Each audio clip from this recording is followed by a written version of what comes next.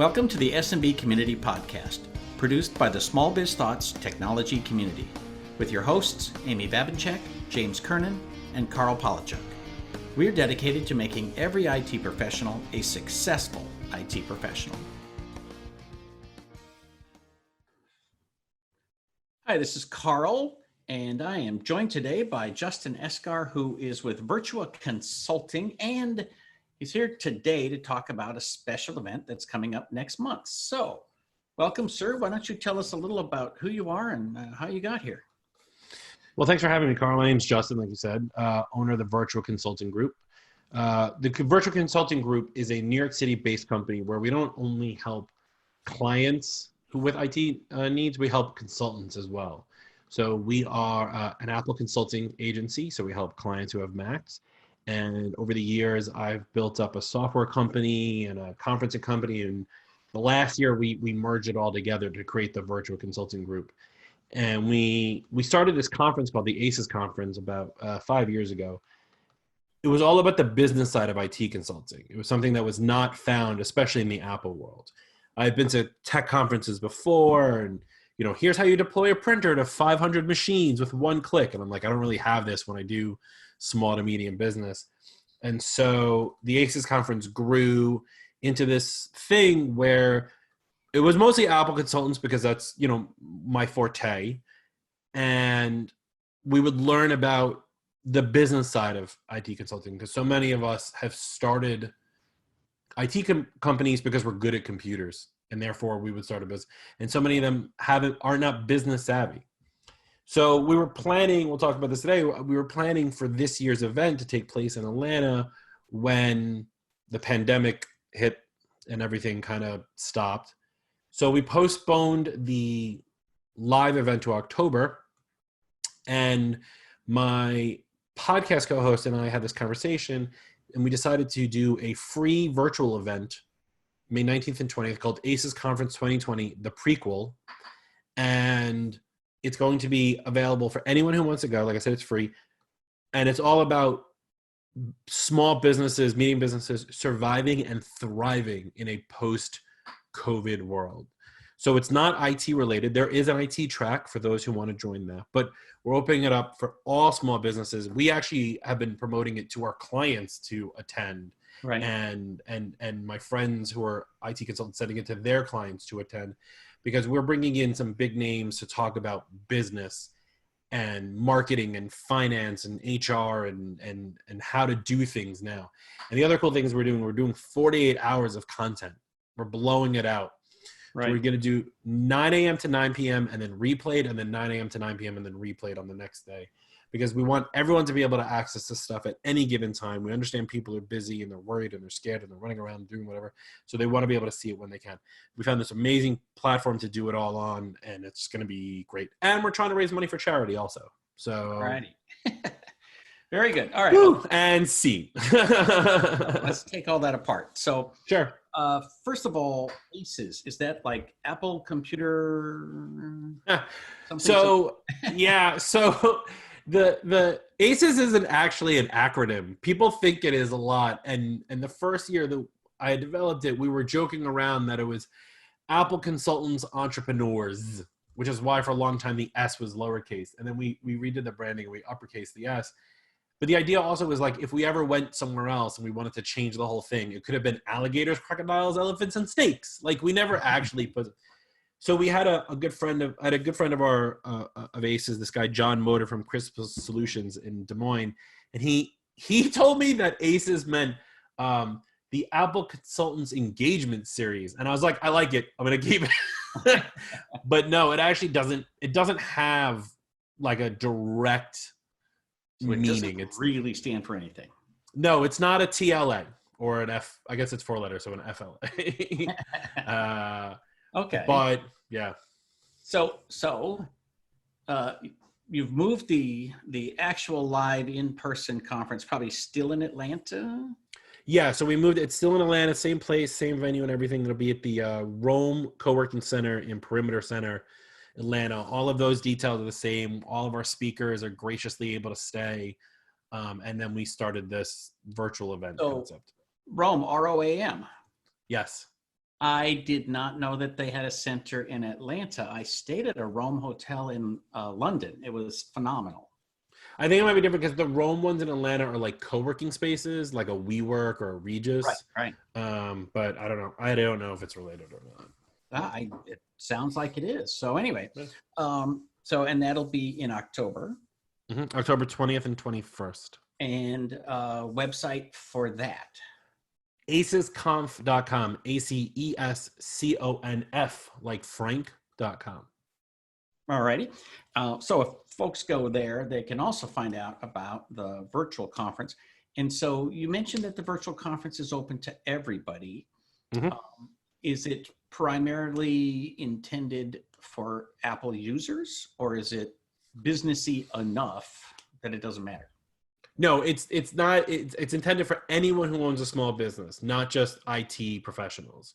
So if you happen to listen to and you own a store or a graphics firm, or you're a restaurateur or a jeweler or whoever, and you have a small business and you're being affected by COVID, this is all for you as well, because we're covering everything for all small businesses across all industries to be able to adapt and succeed in this what will be the new world post-pandemic.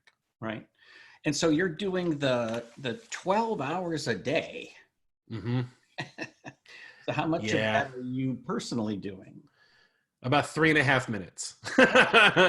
No, my co-host and I mean, we'll be introducing all of the speakers that we have.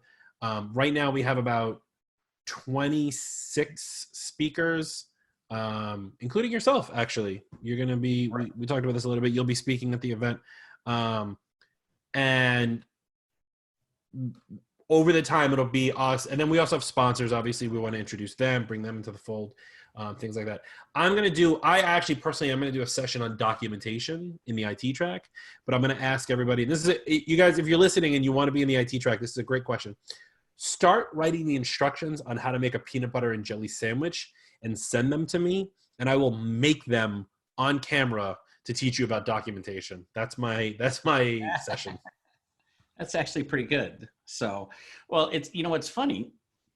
I obviously teach all of my new employees how to document something.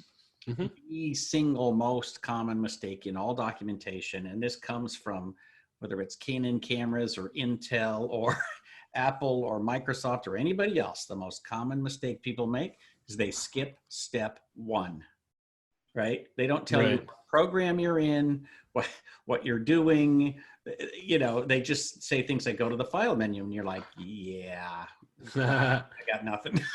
When we do documentation for so my IT consulting company, I do a lot of documentation for our operations manager who works remotely.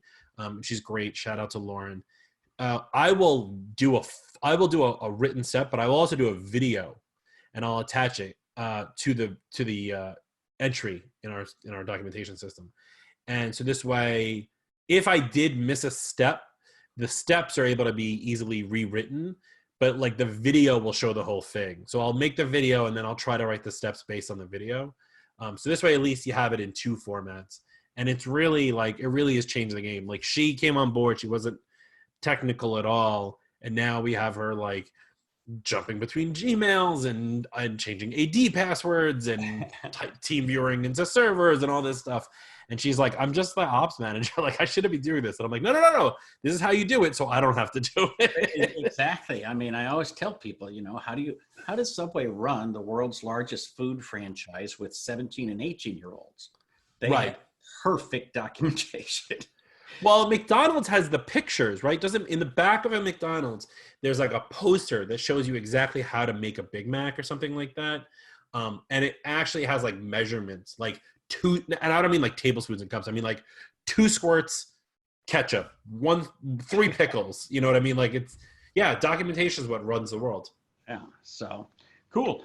So how many non-IT folks do you think you've got going to the conference so far? I would say actually about half of the attendees so far are non-IT. And that number is growing as we get closer. I'll be honest, to do 48 hours of content, like no one's going to sit there and watch all of that in one fell swoop. And that's fine. My original concept was to do 48 hours live and do it like a telethon. But I have a 5-year-old and a 1-year-old at home, and my wife was like, "You're not doing that. That's just not happening." so that's why we switched it up. But like nobody, and I understand especially if you run a small business, because look, I run a small business. I have 3 employees. You may not have the time to sit and watch all 48 hours of content. So we want to make it so this way you can come and go as you please. You can pick the speakers you want to see and stuff like that. And so all of that content really is for everyone. It's not, I mean, the idea being that we'll have the IT track that pay, like you pay extra to be in the IT track if you want to get those bonus IT sessions, which will be IT specific, business, businessy, but IT specific. Whereas all the other ones will be, more business, but general business, covering everything. I mean, we have a couple, and we're bringing back all of our ACES speakers from the past who have done business topics. Peter Shankman, Jason Momack, Jennifer Dawn, Marcy Maslov, Melanie Curtis is coming back. Like everyone's coming back, and we're getting a lot of new speakers as well. Helen Todd is another one. I'm doing these off the top of my head, so if there's anyone I'm missing, I apologize. Quinn Conyers is coming. She's a new ACES speaker. She's talking about turning virtual meetings into cash. I mean, that's great for any business, especially in the world we're living in. So, I don't know if we mentioned the dates. So May 19th and 20th. Yeah, May 19th and 20th. The virtual conference. And so folks, anybody who's listening can send all of their clients or anybody they want to go and register, and we'll put the link into the show notes. So that's cool. When you think about your business personally, I know that this is not your first economic downturn. Yeah. So tell me what you think is going to change, if you look ahead, actually between now and October, like we will, at that point, I hope, will be emerging from all of this. The world will be different. You step outside for the first time in 6 months. What does the world look like? Well, I mean, I live in New Jersey, so it's always kind of looked like a pandemic here. So, and I'm not from here, so I can say whatever I want about this place. No, from our IT perspective, we didn't have that hard of a time getting everybody to work from home. The way we built our models, and I'll give credit where credit's due. Like I've read your book. We standardized certain things, as you've talked about in the past, and we standardized on Meraki equipment for our networking. Right, any business that's over 5 has to have Meraki equipment. It's in our contract, and it led to our benefit because last October, we're talking about October 2019. We had a little bit of a slowdown at work, and I told my staff, look, during these slowdowns, I want to work on internal processes. And one of the things that we did was we created, on a Mac, you can create profiles that allow you to like manage certain components. And so we created VPN profiles for every company that has a Meraki, and we pushed them out. So when people went home in, end of February, beginning of March, they had 0 problems working from home. Meanwhile, I had colleagues and friends who I've seen in the industry start sending emails that around that time being like, now it's a good time to think about your VPN. And I'm like, no. 6 months ago, it was a good time to think about your VPN. So, okay, so all of that was built up and that worked out well. So where would we be in October? I would say a lot of anyone who's a non-graphics firm or non-video firm has, I think, learned that working from home can be done easily and well. We've set up a lot of people we love Ignite. They're a great company, great partner of ours. So we set up a lot of people with file share in the cloud, work from anywhere. You have Gmail or Office 365, work from anywhere. The only people who really need to be in the office are the ones who are working on those heavy files, graphics, videos, things like that. So I think they'll end up going back. And I think also a lot of people will continue to go back to their office only to have a change of scenery and get that immediate feedback that they want to get. Like Zoom's fine when it's one-on-one, But like, I was in a Zoom call the other day with 100 people in it. Like, no one got a word in edgewise. The first 30 minutes was everyone going, "Can you hear me? Can you see me? Can you hear me?" Right. So I think people going back to the office to be able to walk to someone's desk to get the answer. So I think it'll be a slow roll back. I mean, especially because a lot of my clients are in New York City. It's obviously the biggest hotspot right now. It's funny, my co-host for the ACES conference podcast lives in Seattle, and when all this started, Seattle was the biggest hotspot. Yeah. Right. And I made a joke to him, and I was like, New York City was like, hold my beer. And then immediately was like, we're going to be the hotspot, right? So I think a lot of them will go back. I think, like I said, the graphics firms will be the first ones back, and I think everyone else will slow roll back because they want to get back to what they knew, what was comfortable. I mean, I started my business in 2008 during the last major economic. And you're mostly virtual anyway, right? So your company. Yeah, but we love being on, like, we can do everything remotely. Like, it's easy peasy for us. But what makes Virtua Computers different is that we do not consider ourselves what most people would call an MSP. We like to call ourselves IT concierge. We go on site on purpose. We do white glove setups on purpose. We do those things so that way we can have those interactions. Right, but I mean, you and your employees run a virtual business. Yeah, totally. 100% virtual business. Because I think part of what's going to happen, people who were in cubicles all went home and figured out how to work from home. Some of them are not made for that. They just literally don't have the personality for it. Some bosses don't have the personality to believe that if somebody's out of sight, they're actually doing some work, instead of watching. I've had a couple of emails like that before. Yeah.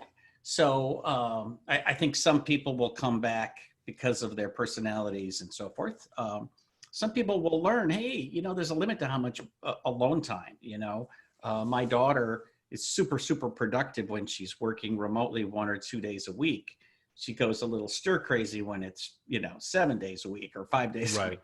Right. So it's also harder for the ones who have kids, right? Because like, I never realized how many calls I take a day until I've been home with my 5-year-old who has a sixth sense and interrupts me on literally every call. Right. Exactly. Well, luckily we're in an era where people are totally understanding because they're holding their kid back at the same time. Exactly. But I love my kid, but there are going to be people at every part of that continuum that say, hey, I'm a 2-day a week or a 3-day a week remote person. And I think that a lot of people are learning how productive their employees can be when they're given the freedom to actually go be productive on their own. And, sometimes I think we over manage people for no good reason. So when I started my business in 2008, I read 2 books, basically, yours and The 4-Hour Workweek by Tim Ferriss. And what you're talking about people working from home 1 to 2 days a week is a huge concept in his thing, because like what could be done in 5 days could be done in 4 days, and then you can have an extra day off or something like that. Now it's a little different for IT people, because I think the biggest thing in the 4-hour workweek concept is like, check your email twice a day, but like no IT provider is going to do that. Otherwise you're going to miss stuff. But like, yeah, it's exactly what you're talking about. If people have now learned how to work from home and I'm talking about work from home appropriately, because one of the biggest jokes around everyone working from home now is like, are you wearing pants? Like what I've been working from home since 2008. Every morning I get up, I shower, I get dressed, and then I come to my office, which is literally the next room from my bedroom. Like I don't have to get dressed, but I put on, a clean t-shirt and jeans and usually socks because I don't walk around my house with shoes on.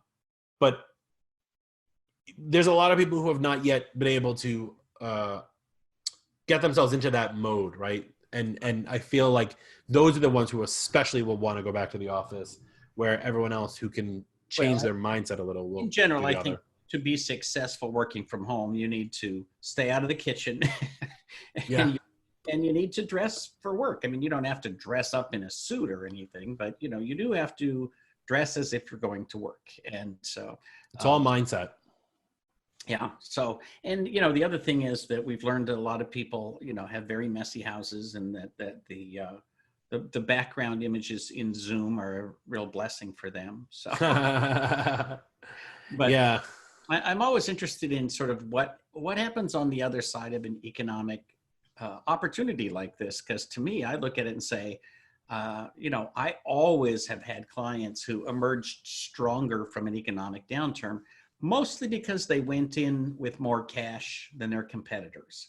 Mm-hmm. And so they were actually able to take advantage of the opportunity to buy manufacturing equipment at half price and to be a huge step ahead of their competition, so that when the economy got better, they'd already Right. bought the stuff they need to go to the next level and their competition hadn't. So, for me, supporting clients like that was also my opportunity. And so, there's, on one hand, you want to help people who are having a tough time. On the other hand, you also want to help people who are, kicking butt and taking names. Right. So, I mean, I've heard a lot about people taking advantage of the opportunities, that are now available to us. Personally, like Virtua Computers, we haven't added a new client during this event, but we don't during the pandemic, but we're also not promoting on that because I've been spending so much time on the conference. And so if I look at it from that perspective, the conference, our virtual event, is growing, even though my IT consulting company has actually stayed stable. Whereas I know a lot of people have lost their jobs or companies have gone under. So my goal is to just get through this stable. And if I can pick up whatever I can pick up, that's great. Because I've been focusing so much on the conference. Plus the other things that I do to help other consultants. So it's not like I'm checked out of the IT consulting component because I'm still in it very much every day. But because I'm growing these other components, I'm seeing how those are moving now. And this is the perfect time to do that because, for the conference, we want all the small business owners to learn about ACES and see what we do. For IT consulting, or not IT consultants, or for consulting, where we're picking up consultants, that's starting to pick up now because consultants are coming to us going, what do I do in this scenario? I've never been in this scenario before. right. And so we walk through it. A lot of it is mindset and stress. What kinds of services do you offer to IT consultants? So for IT consultants, we have basically three services. One is obviously the ACES conference itself, because it's business side of IT consulting. The second thing I offer is what we call Virtua Consulting. So it's like business consulting to help you grow your IT business, but help you with not necessarily like, I'm not going to go get you sales. What I'm going to help you do is break through those mental barriers and look at and teach you about opportunities to grow your business. Tools that I know of, tools that I've learned about that may be helpful. One of the great things that I just did for a couple of people is I signed them up with a master agent so they can sell things like phone services and internet to their clients, which makes them revenue.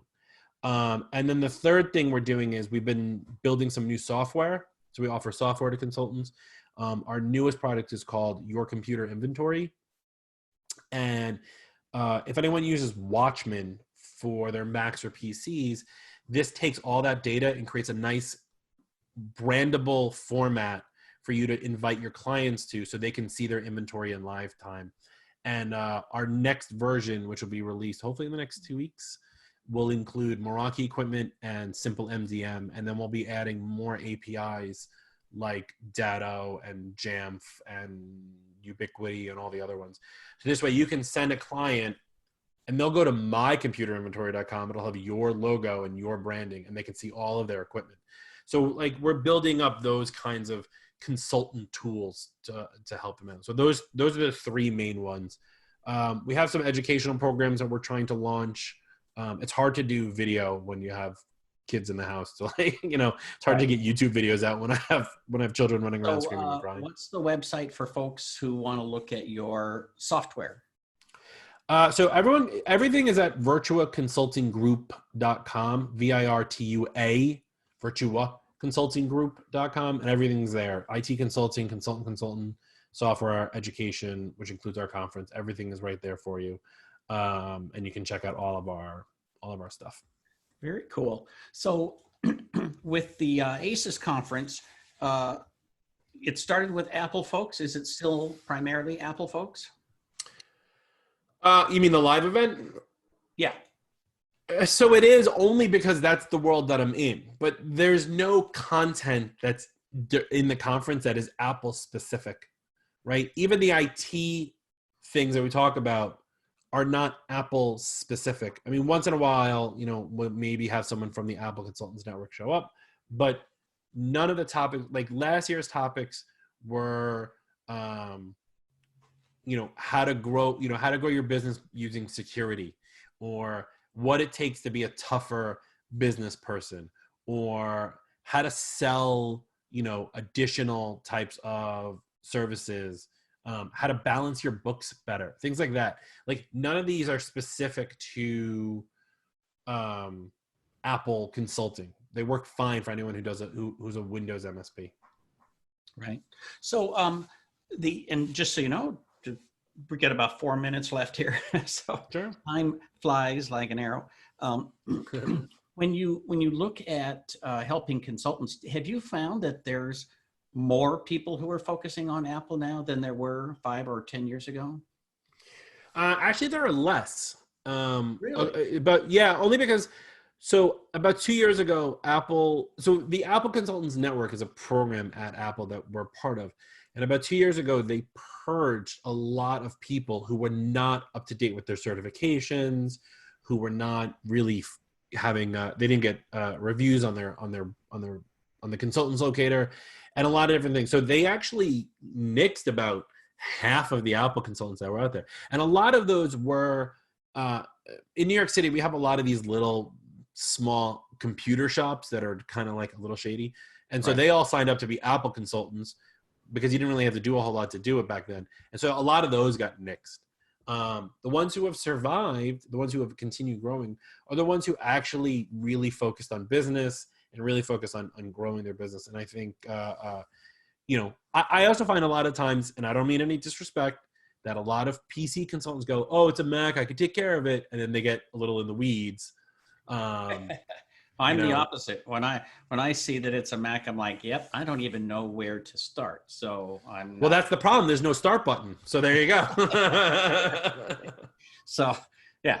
So if it's an Apple, I asked my daughter, but no, because I'm kind of under the impression, I think there's a common knowledge or common wisdom that there are more businesses using Apples. So I just assumed that there might be more consultants, but I'm wondering, like Apple Consultant Network aside, real Apple consultants, who, were on that list, but there were clearly a lot of people on that list who were not real Apple consultants. Do you think there are more or fewer real Apple consultants than there used to be? I think there's more. I think there's more real ones. I think especially there's a new wave. I was part of the new wave in 2008, and there hasn't been a wave like ours until now. And I think up until about last year, now we're starting to see a couple more younger. I mean, I'm going to be 40, so I don't know how much younger they really are, but like there's a lot of new younger kids, younger adults that are coming on board, becoming consultants, starting businesses. And they're all where I was, 11 years ago. My company's 12 years old. So they're where I was 11 years ago, trying to figure things out. And coming into it now is great because there's so many more easy to use tools to manage Macs, right? PC people have things like Autotask and Datto and all these remote tools. On the Mac side, there used to be one company, it was called Jamf. And now Jamf has a lot of competition. Adigy, who we use, Mosel, Fleetsmith, Simple MDM, all these tools. So it's making it a lot easier for people to manage Macs on a whole. And that new class is coming in, being able to do that. Very cool. All righty then. Well, thank you, sir. Any final words for our audience? I hope everyone is safe at home. Check out the ACES Conference 2020, the prequel. Check out the podcast. We have working from home tips on the Virtua Computers website. Find me anywhere on the internet and I'll help you out. I like fixing things. I like helping people. It's like what I do. All right. Thank you. This is Karl, and this has been another SMB Community Podcast.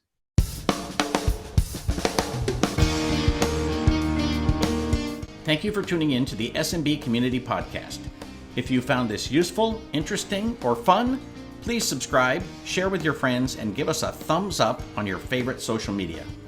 Please check out the show notes at smbcommunitypodcast.com and give us your feedback.